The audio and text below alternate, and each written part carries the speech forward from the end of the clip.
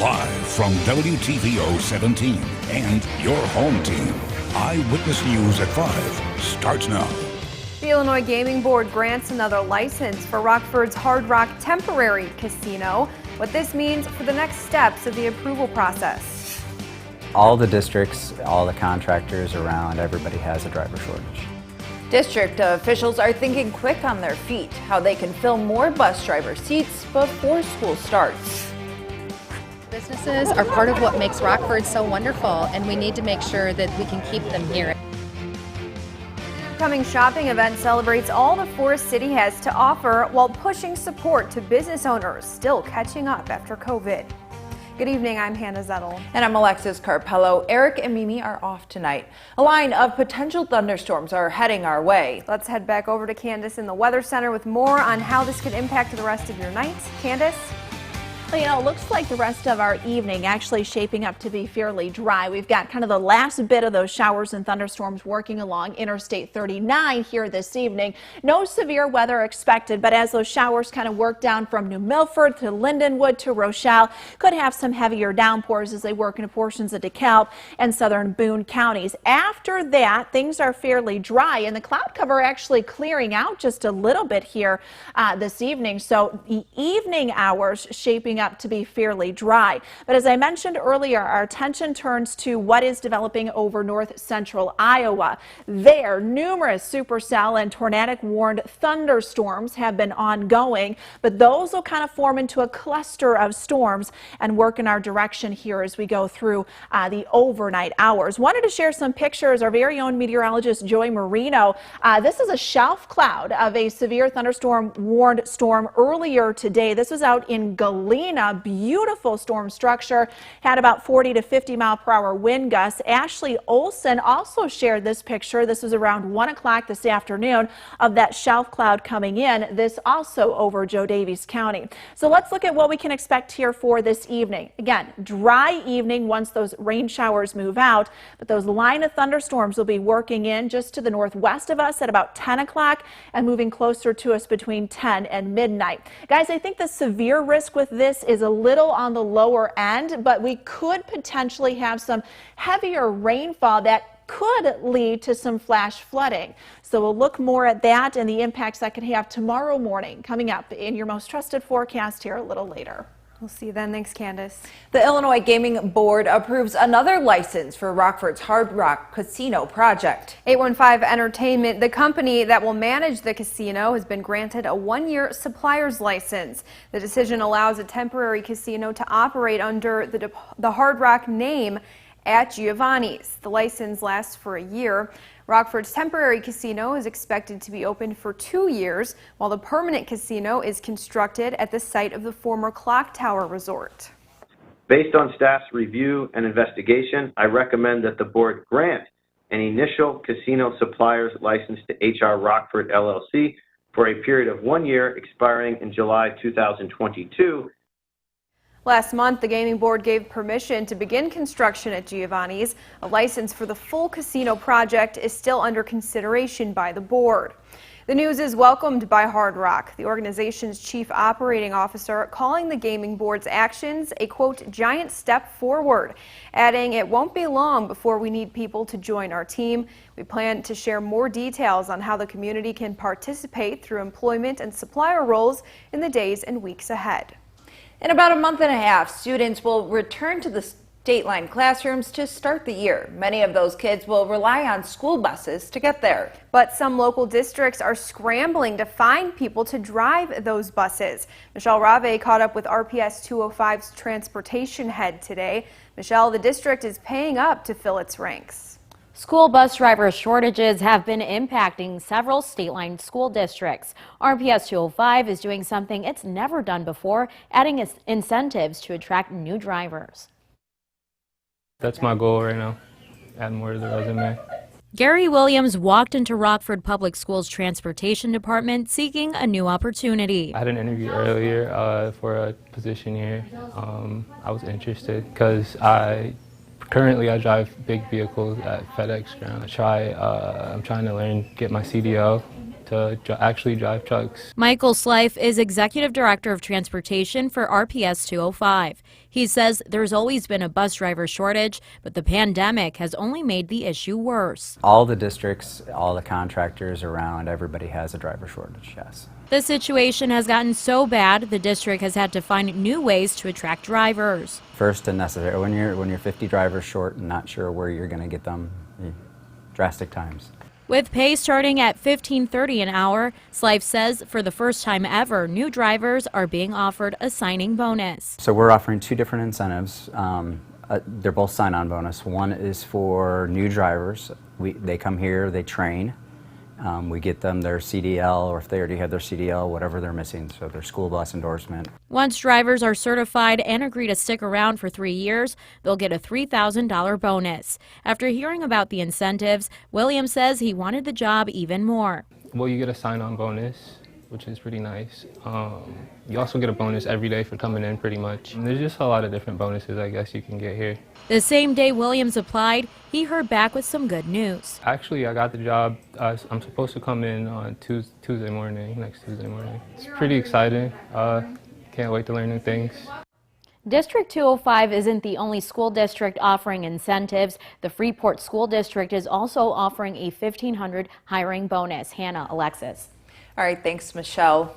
Well, if you use Apple Pay, you might want to check your billing statements. A scam disguised as an Apple transaction could actually be stealing your money. It hit a local woman's checking account for years. Rachel Perry spoke with her today. She tells you some of the charges date back to 2019. That's right, Alexis and Hannah. An old scam resurfaces, claiming to be from Apple. Instead of just calls and texts, one local woman received payment charges under this disguise, costing her nearly $2,000. It went back 2 years. 2 years. And it was thousands of dollars. It's a scam that's been happening for years, but one that Andrea Baer knew nothing about. She was shocked after finding charges disguised as being from Apple. And I have different amounts. Some of them were $65. One was $160. Most of them were like $3.99 or $9.99, which is why they went under the radar. The charges show up as Apple iTunes with a phone number. I called that number, and this is what answers. Thanks for calling Apple.com billing. Unrecognized charges may be multiple items grouped. And so with 4 kids, all who use Apple, Baer didn't think much of it, but now wishes she was warned. You would think that Apple would send out a warning or a newsletter saying, you know, if you ever see this, know that that's not ours. Dennis Horton is the Better Business Bureau Rockford Regional Director. He tells me this scam is hard to track. We're not quite sure how they are coming, how they're getting those credit card numbers. Who this entity is hasn't been tracked down. And unlike scams trying to get money from people through questions, this one appears without warning. Because they already have it. In this case, the damage is done. They have already accessed your financial institution or your credit card. He says it starts with small charges to see if the person notices. Now both Horton and Baer are warning others. Take the time to look at your bank statements. If there's any way we can help even one person with this, it's worth it.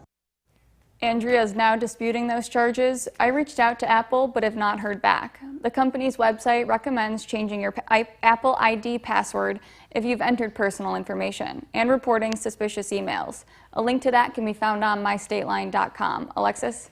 All right, thanks for that report, Rachel. Every summer, Rockford devotes a whole day to celebrate everything the city has to offer. This year, the party will be even bigger as 815 Day turns into 815 Weekend. The celebration kicks off at 8:15 a.m. August 13th at Rathskeller on Auburn Street. Then community members are encouraged to shop local. Stores and restaurants will host sales over the course of the weekend. 815 Day organizers say the financial impact of COVID on store owners still lingers. It's been a rough year and a half, both for residents and especially for businesses. So it's so important for everybody to get out and support our local businesses and show them a lot of love. The community-wide celebration runs August 13th through the 15th. Illinois Governor J.B. Pritzker met with President Biden at the White House this afternoon. Pritzker, along with other governors and mayors, joined the president for a bipartisan meeting on infrastructure. The talks come after Senate Democrats announced an agreement on a $3.5 trillion jobs plan. But meetings of Congress show Democratic support, particularly among moderates, for a spending plan is still shaky. Kids need to be able to drink clean drinking water. It doesn't have lead in it. And communities need to have reliable transit systems. And we have a chance to solve these problems, a bipartisan chance to solve these problems. We create millions of jobs, literally. Meanwhile, a second bill is expected to include Democratic priorities like child tax credits, offering paid medical and family leave, and changes to the tax code. $250,000 in funding is being used to expand access to high-speed internet in Illinois. 50,000 of that will benefit the State Line area. Region 1 Planning Council was awarded the grant by the Illinois Department of Commerce and Economic Opportunity. The governor's office estimates 1 million Illinois households don't have reliable internet access, which limits remote learning and job opportunities. The state calls the funding another step toward digital equity. Now, your first warned weather forecast with Chief Meteorologist Candace King. Well, a line of thunderstorms move through the area, kind of moving out of the region now as the back edge of those showers and thunderstorms lining up right along and east of Interstate 39. So some steadier rainfall from Belvedere out, a couple of lighter sprinkles near the Kirkland area. Once you get down towards Lindenwood and just to the southeast here of Rochelle. None of this expected to be severe, and we might actually see some of that cloud cover kind of break up a little bit here through this evening. So this is the last batch, at least, of rain through this evening, as we can look for a little bit more of a dry sky here over the next several hours. But our attention and focus will be what develops and what happens to these thunderstorms that are now developing between Des Moines and Waterloo, Iowa. You see numerous tornado warnings for these cluster of thunderstorms, these supercell thunderstorms that are quickly bubbling up ahead of a cold front that will be working in our direction here later tonight. Now, these individual thunderstorms actually expected to kind of form into more of a cluster of storms as they work a little bit further to the east. So the greatest risk here for any severe weather this evening is going to stay over Iowa, but you still see portions of the area. We've got that risk for a few stronger thunderstorms. I think the timing of when we see these second line and second wave of storms come through, not really going to be conducive for big severe weather. We might get some gustier winds. That could be a possibility, but heavy rain, I think that might kind of focus our attention here as these thunderstorms and the moisture line up fairly parallel to that actual cold front. So this means these storms will be moving kind of in the same direction that that cold front is working and not quickly moving off to either the east or south. So this allows for those storms to kind of back build a bit and could lead to some areas of heavier rainfall in some locations, which may, if we get rainfall rates of 1.5 inches to 2 inches per hour, could potentially lead to some flash flooding. Not for everybody or widespread, but this would be more on an isolated basis. So let's kind of look at things here as we go through this evening. We're still fairly cloudy out there, and I think the cloud cover this late in the evening might kind of limit just how quickly and how fast we're able to recover once we see these showers come out. So we might not be able to build up that instability quite as much here this evening. So that's why that severe threat going down just a bit. Either way, we are still going to have the dynamics in place. So as we go through the overnight, some of these stronger storm cells could be very well capable of some gusty winds. This is going to be mostly after about 11, 12 o'clock tonight. Then we'll continue to see that into the morning hours tomorrow as that cold front continues to pass on to the south of us through the afternoon and evening. Could see some showers then redevelop once we do head into the afternoon and evening hours on Friday. We've got dry skies, our Mercial SkyTrack camera out over Rochelle looking off to the northwest. Temperatures fairly muggy and mild tonight. We're at 70 degrees, up to 84 tomorrow, 79 on Friday. We'll stay in the 80s and dry out, guys, as we head towards the weekend. Now, the Napleton Sports Desk with Sports Director Scott Lepper. The Bucks breathe new life into their NBA championship hope Sunday by defeating the Suns. They need to duplicate that effort tonight when they meet once again. This game is as critical to the Bucks as the last game was. They cannot afford to go down 3-1. That'd mean they'd have to win 3 straight games, including 2 in Phoenix. Look for the Suns to play with more urgency tonight than they did on Sunday. They don't want to let the Bucks back in this thing. So the Bucks will have to play with great intensity, especially on the defensive end, and hope their shots are falling on the other end. I'll go with the Bucks at home, but I'm expecting this one to be tight, unlike Sunday's game when the Bucks won comfortably. You can see the game here on WTVO at 8 o'clock. Who knew that the Cubs would use their first-round draft pick this week on a former Rockford Rivet? Jordan Wicks, a pitcher from Kansas State, was their top pick. Wicks pitched for the Rivets briefly last summer. He was 2-0 in 4 appearances with an ERA of 0.45. So that leads to this question: which current Rivets are most likely to end up being drafted a year or 2 from now?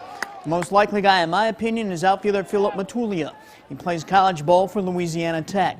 With the Rivets, Matulia has a .337 batting average plus 4 home runs and only 86 at-bats. He makes good contact. His power will continue to develop as he matures. The other current Rivet most likely to be drafted is shortstop Brody Harding.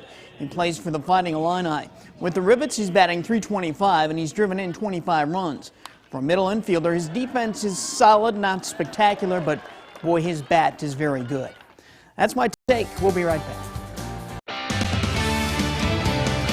First Warning Interactive Radar brought to us by Rockford Auto Glass and More. We've got the line of showers moving to the east of us, looking at a drier sky here for us this evening, but watching thunderstorms, severe thunderstorms now moving into, or at least close to northeast Iowa. Those will continue to work off to the east here, so watching that risk for a few stronger thunderstorms late tonight, along with some heavy rainfall. As we go through the night, temperatures will stay in the 70s. We've got scattered showers that'll continue in thunderstorms into our Thursday, some heavier rainfall to start the day.